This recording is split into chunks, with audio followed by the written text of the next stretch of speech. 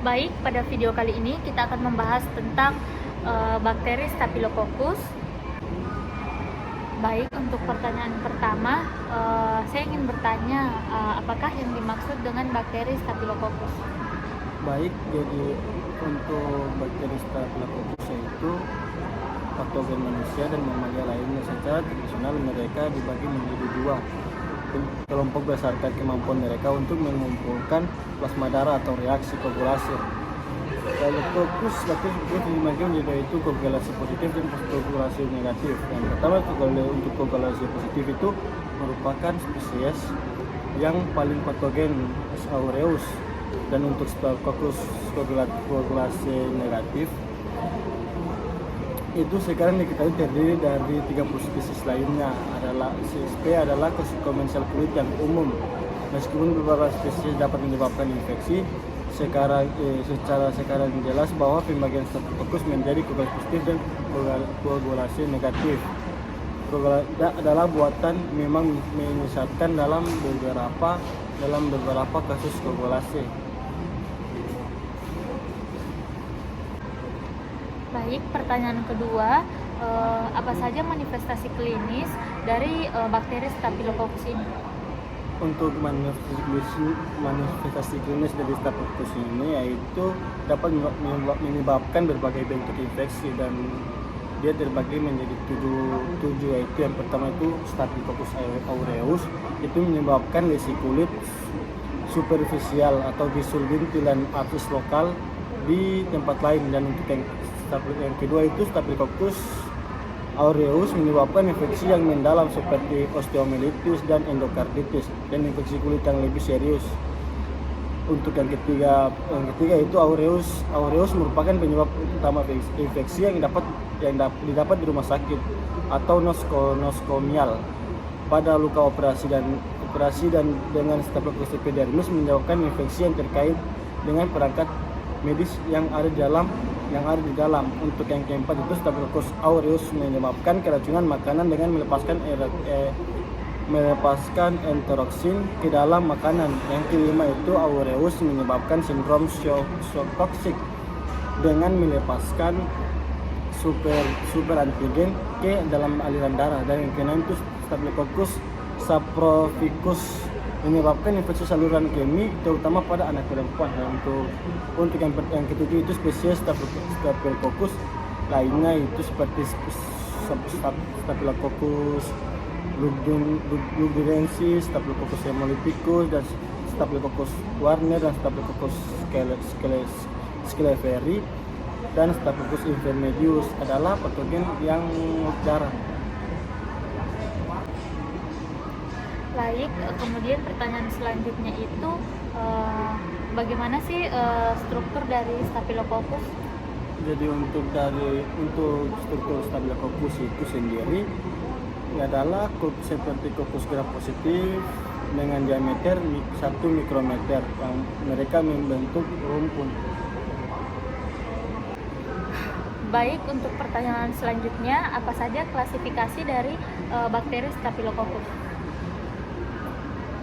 Untuk klasifikasi dari Staphylococcus yaitu Staphylococcus aureus dan Staphylococcus perantara adalah koagulasi positif.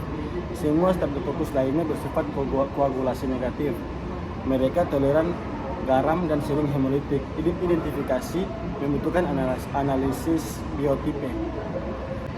Baik, untuk pertanyaan selanjutnya, organ apa saja yang biasanya terserang pada tubuh jika bakteri Staphylococcus ini masuk ke dalam tubuh?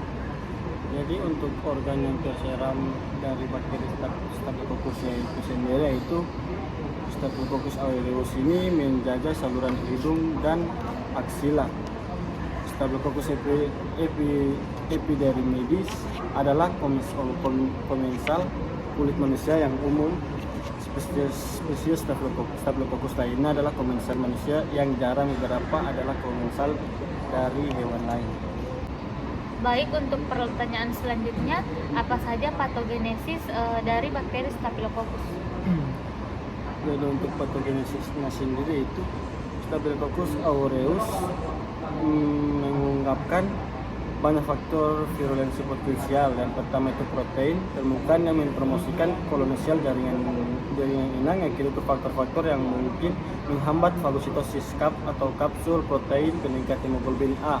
Yang ketiga itu racun yang merusak jaringan inang dan menimbulkan gejala penyakit.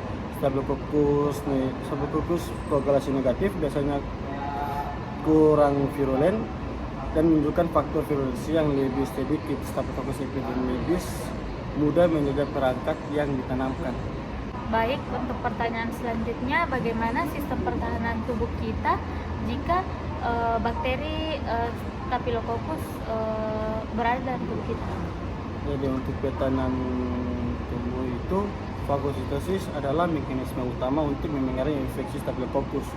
Antibodi diproduksi yang menetralkan racun dan meningkatkan operasional kapsul dan protein A dapat mengganggu fagositosis. Pertumbuhan biofilm pada impian tidak tahan terhadap fagositosis.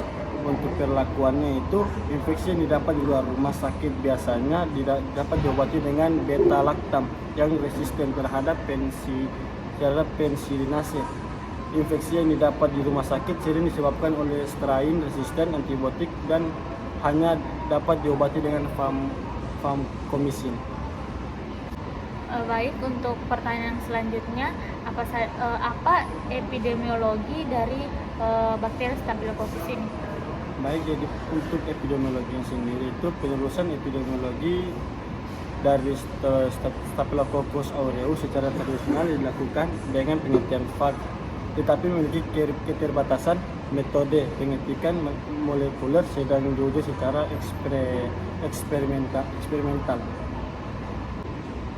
Baik, untuk pertanyaan selanjutnya, yaitu apa diagnosa dari Staphylococcus? Jadi untuk diagnosa dari Staphylococcus sendiri itu diagnosisnya didasarkan pada melakukan tes dengan koloni, yaitu seperti uji faktor pengumpulan, koagulasi dan hemolosi dan deoksibonuklease. Termostabil secara rutin digunakan untuk mengidentifikasi Staphylococcus aureus. Tes argumentasi latex komersial tersedia.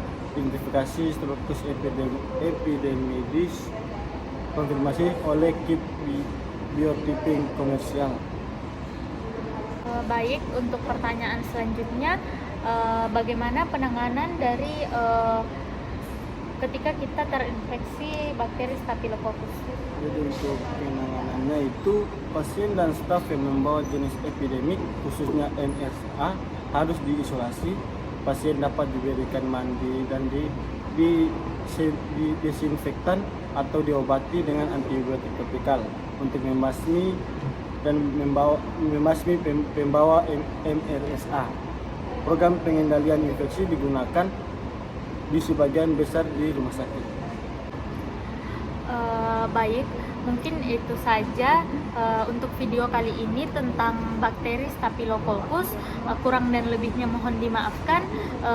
Saya sebagai host Aisyah Fani dan Yusril Iskandar sebagai narasumber. Terima kasih. Wassalamualaikum warahmatullahi wabarakatuh.